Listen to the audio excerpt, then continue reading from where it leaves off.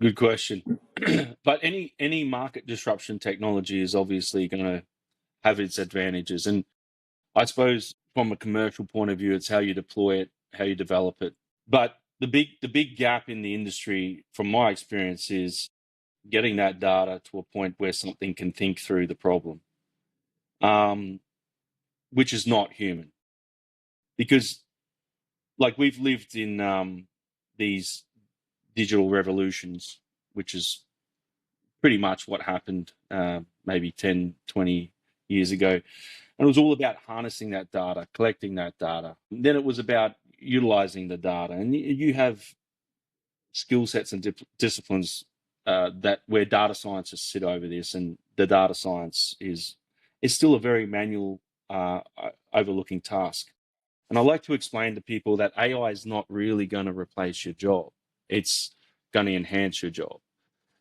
Yeah, there can be some low-level jobs that are easily deployable to, say, phone centers or some sort of marketing where it was a manual task.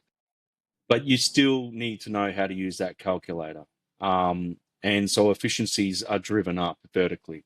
So if your bottom floor isn't using the calculator and doesn't know how to use it, well, then they're not going to be able to be competent in the skills and ability that it's going to be utilizing. So therefore, that structure in the horizontal structure of a company is kind of eliminated or minimized. What I'm trying to say here is that there's a lot of technology and data out there, but it's trying to get something that's physical to deploy it, think through it, have an emotional intelligence about it, and think through the complexities of the situation. That's a lot to ask of technology, and it will take an evolution and step-by-step basis. But to get to the vision, which is Astro Boy, and where we sit today, there's a lot of steps.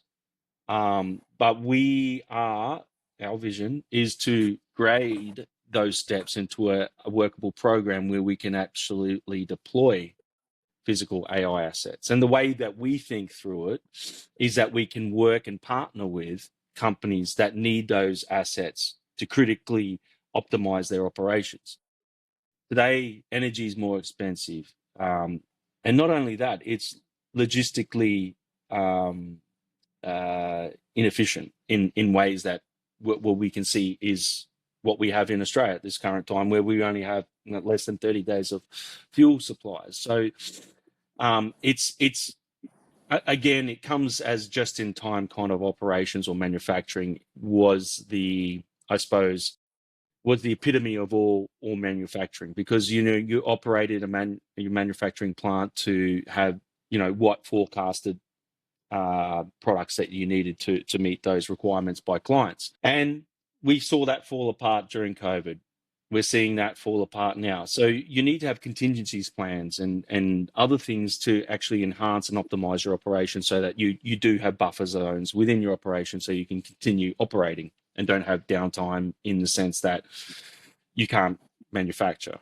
And so this is a big gap. Now, that's just a logistics frame, but what I want to point towards is the fact that you can also optimize your operations.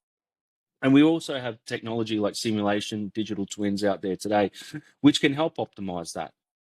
But those digital twins, if they were able to be uploaded into a robotics machine that understood as a control mechanism and a controller for an operating system or a SCADA system that understood where it needed to be real time, because the advanced process control is optimizing it as a control basis, that controller can now integrate itself with the advanced process control or digital simulation real time, whereas you had an external party, which was a human, looking at the problem and probably having a different solution due to the advanced process control's ability to control the process. Now, you want a complete homogeny or homogeneous society within your ecosystem of, I suppose, an operation, whatever operation is, mining, oil and gas. Now, to get to that point, you've got to have problem and solutions. Well, you're always encountering problems. So how those solutions are determined should be brought up vertically into an operating structure where you have minimal operating management. So your project structures, and they could be humans, and they could oversee a lot of the decision making mechanisms that the I suppose the robotic controllers, I would call them, or dynamic controllers, are able to infuse into your operation. That not only saves you on capital through headcount, but also allows you to optimize your process at an exceptional rate.